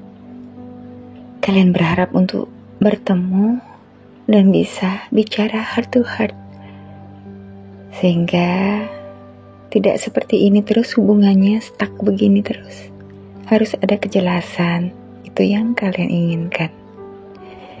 Dia telah siap untuk menemuimu dan kamu pun juga siap untuk bertemu. Kalian kemarin telah lewati keadaan yang chaos, yang benar-benar ada terjadi shock moment buat kalian. Sempat terjadi kamu maupun dia dengan ukuran masing-masing ya. Kehilangan banyak, entah itu berupa materi, harga diri, bahkan kestabilan yang dampaknya luas sekali. Ini bisa ke keluarga, pekerjaan, ya. Sehingga benar-benar shock moment buat kalian. Namun kemarin itu banyak pun perjuangan, pengorbanan hanya untuk memperjuangkan di ego kalian masing-masing. Hingga habis tenaga, pikiran, materi, dan segala pendukungnya. Tapi masih di level ego masing-masing. Bisa dikarenakan salah satu di antara kalian ini ya, telah mengajukan perceraian barangkali dengan pasangannya, namun tidak berhasil. Atau salah satunya ingin supaya berpisah, tetapi tidak mau. Sehingga terjadi salah paham, merasa dimanfaatkan, ada yang merasa salah satunya telah diberdayakan. Padahal kalian sama-sama cinta, hanya karena keadaannya membuat kalian begini. Kembali lagi, tidak ada yang salah dengan perasaan cinta. Bahkan sebagian dari kalian ada yang merasa kerugian dirasakan olehmu oleh karena third party ini ya. Banyak pengorbanan baik materi, pikiran, perasaan, tenaga, semua sudah diberikan, luar biasa totalitas. Tapi hasilnya tidak sesuai dengan ekspektasi kalian. Dan kalian menyadari jika ini dilanjutkan berlarut, maka akan makin sulit. Bahwa ego kalian menginginkan kalau sudah mencintai itu adalah hak milik, memiliki, harus menjadi milik. Padahal yang dicintai memiliki pasangan. Itu yang jadi complicatednya. Memiliki tidak bisa, melepaskan pun enggan karena begitu kuat rasa cinta kalian. Benar-benar soulmate kalian ya. Sementara untuk memaksakan kehendak, kalian pun juga merasa tersakiti jika menyakiti orang lain. Kalian juga tidak ingin menyakiti orang lain. Terlebih kamu ingin juga menginginkan agar dia tuh bahagia. Dia pun juga begitu. Satu sikap dan tindakan yang kamu lakukan di akhir-akhir ini dan akan terus kamu lakukan untuk bersosialisasi dengan sesama, untuk membangun kekariban, berrelasi dengan teman, membangun persahabatan, pertemanan, itu amatlah bagus sekali. Kamu menyadarinya, kamu butuh kestabilan untuk itu. Itu adalah cara untuk menghilangkan kemelekatanmu karena dia. Bahwa kebahagiaan itu bukan karena dia, kebahagiaan adalah timbul dari dalam dirimu sendiri. Kamulah yang harus menciptakan kebahagiaan itu untuk dirimu sendiri. Cintai dirimu ya. Tetap lanjutkan respon-respon positif sebagai respon lanjutanmu. Contohnya, beri dirimu waktu, lewati penyangkalan-penyangkalan. Jika kamu ditanya, bagaimana kamu masih cinta dengannya? Katakan iya kalau memang iya. Kalau ditanya apa kamu ingin menikah dengannya? Katakan iya, aku ingin menikah dengannya. Kalau memang kamu ingin menikah dengannya. Lewati penyangkalan-penyangkalan itu. Jangan sangkali apa yang ada dalam isi hatimu. Jangan diingkari. Ya, katakan ya, tidak katakan tidak. Jika engkau mengingkarinya, menyangkalnya, akan timbul kegelisahan dan masalahmu tidak akan kunjung selesai. Masalahnya ada di hatimu ini. Beresi dulu hatimu ya. Berhenti bertanya mengapa terjadi. Maafkanlah dirimu, maafkanlah semua yang telah terjadi, maafkan situasinya. Biarlah teringat, namun jangan diingat-ingat. Tetaplah merasa bahwa dirimu itu berharga. Kamu berharga, kamu layak dicintai. Hidupkan sistem pendukungmu itu. Layani dirimu dengan baik. Bukan berarti memanjakan ya. Memanjakan diri dan melayani diri itu berbeda. Memanjakan diri itu kecenderungannya pada hal-hal berupa keinginan, bukan kebutuhan.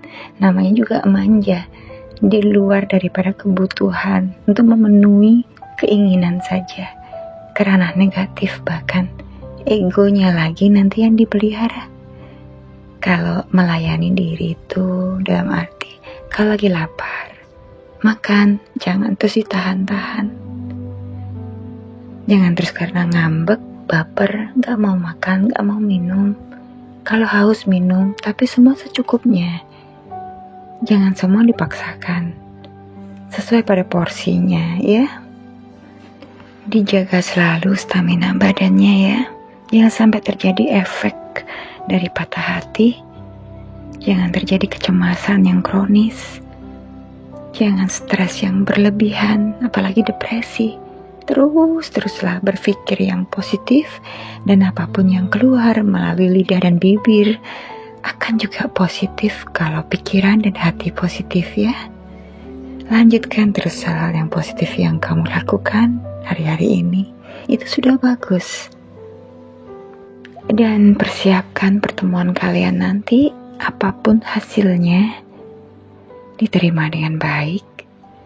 Apakah nantinya akan persahabatan, ataukah persaudaraan, atau kalian memang akan lanjut terus? Kalau kalian lanjut berarti ya cinta tidak harus memiliki, bahkan sekarang berpasangan tetapi tidak saling bisa memberi, tidak produktif juga banyak pasangan seperti itu. Tapi kalau kalian memang mau menerima sebagai pasangan, tidak dalam satu rumah tetapi bisa saling membangun, kenapa tidak? Kalian sendiri yang menjalani ini semua. Tidak ada yang salah dengan hal cinta. Cinta itu indah. Oke. Kemudian sekarang kita lanjutkan ya. Ada pesan apa dari malaikat penjagamu? Kita buka dari kartu Roman Angel dan kartu Angel Terapi.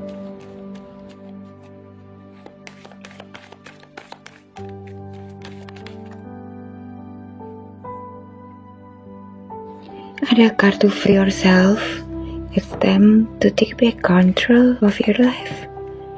Kemudian ada kartu Release Your Ex. The time has come to clear your energy. Kemudian yang terakhir dari kartu Roman Angel, keep an open mind. Your soulmate may differ from your usual type and expectation. Dan dari Angel Terapi ya, 3 kartu dari Angel Terapi. Ada nasihat apa dari malaikat penjagamu? Crystal. Oke. Kartu keduanya ada Earth Angel. Dan yang terakhir, satu lagi ya,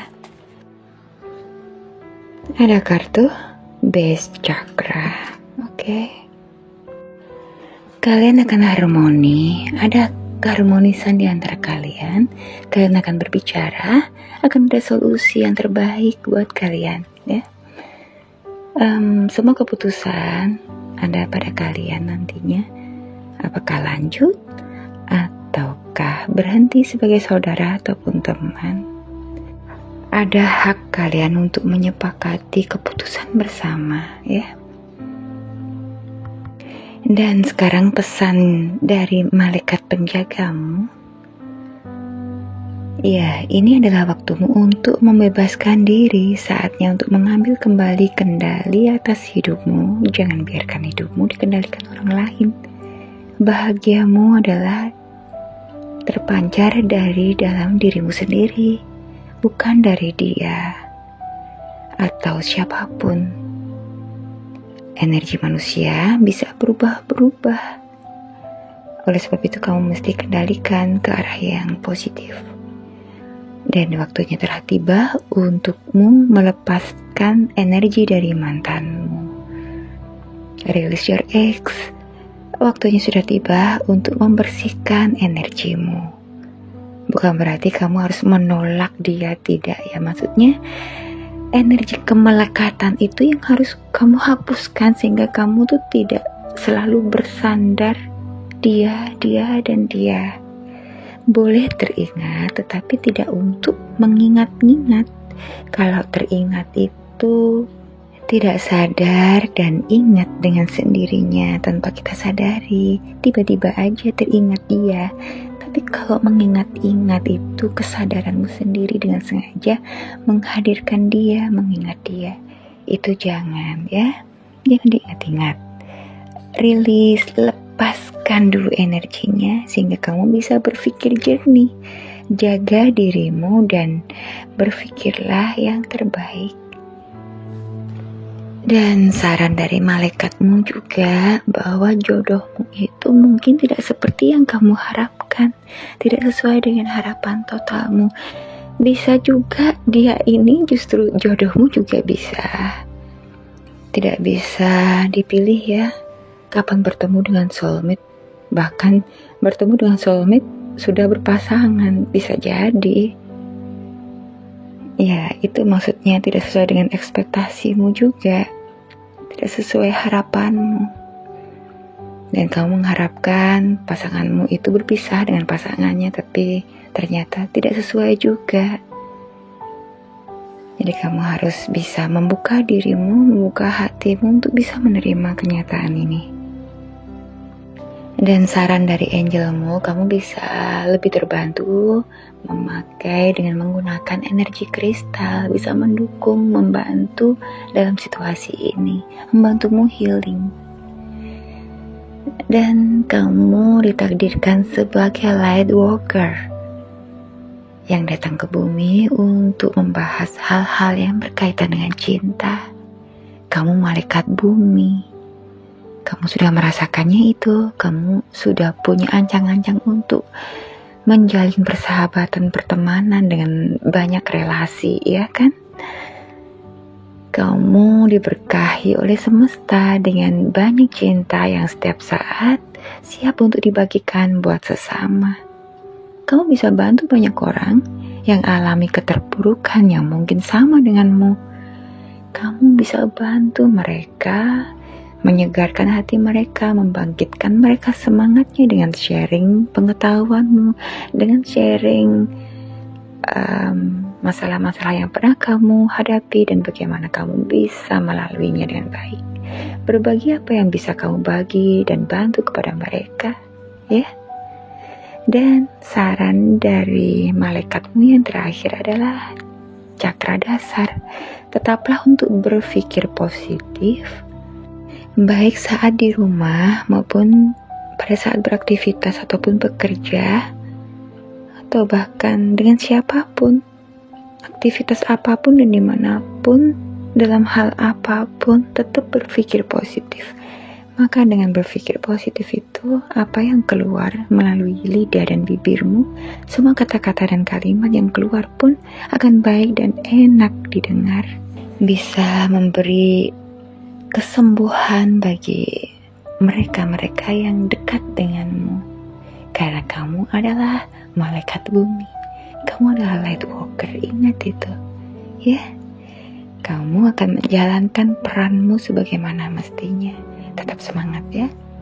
Baik, sekarang kita lihat ya, barangkali ada inisial dari namamu, nama depan, tengah, ataupun belakang. Bisa juga nama family name atau nama dari orang yang kamu fokuskan. Bisa juga inisial dari nama hari lahir, bulan, nama jalan, tempat tinggal kalian, atau nama kota atau negara. Hari jadian kalian mungkin. Baik, kita lihat ya, mulai ya. Ada inisial apa? Barangkali sesuai dengan kalian. Ada B, Bravo. Ada F, Fanta. Kemudian ada V, Victor, Victory. Ada H, Hotel. Kemudian ada X, X-ray. Dan selanjutnya ada E, Echo. Kemudian ada inisial Z, Zulu. Dan selanjutnya ada inisial D, Delta. Ada Quebec. Kemudian U, Uniform, Universe. Dan P, Papa. Yang terakhir ada K, Kilo. Kemudian sekarang ada angka berapa aja? Angka tanggal lahir, bulan, tahun, angka jumlah usia, jumlah weton, nomor rumah, nomor telepon, plat kendaraan, angka favorit, mungkin tanggal jadian kalian, oke? Ada angka 27. Kemudian ada angka 11. Selanjutnya angka 79. Ada 62, 89, 51, 8, 24, 12, 78, angka 4, dan angka 60. Kemudian kita lihat ada zodiak apa aja. Barangkali ada zodiak kalian di sini. Ambil 12 ya, semoga pas jumlahnya. Ada Aries, ada Taurus, kalau kurang ambil lagi. Ada Gemini, Scorpio lagi, Gemini lagi, Capricorn, ada Libra, ada Virgo, Leo juga ada di sini, Sagittarius, Cancer. Oke, pas ya, ada 12. Dan kemudian ada sio apa? Barangkali sio kalian ada di sini, sio ular. Kemudian ada sio kelinci. Sio apa lagi? Sio tikus. Kemudian ada sio kelinci lagi. Sio kuda. Sio ular. Kemudian ada sio kambing. Sio kuda. Sio tikus. Sio babi. Sio kambing. Dan yang terakhir ada sio macan. Dan yang terakhir, siapkan satu pertanyaan dan pendulum mewakili alam semesta akan menjawabnya. Jika bergerak maju mundur, maka artinya iya, dan jika bergerak ke kanan dan ke kiri, maka artinya tidak. Ya, sudah siap ya?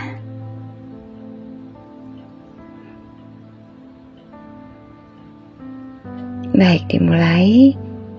Alam semesta tolong jawab pertanyaan semua pemirsa penonton yang ada di sini. Jawab iya atau tidak.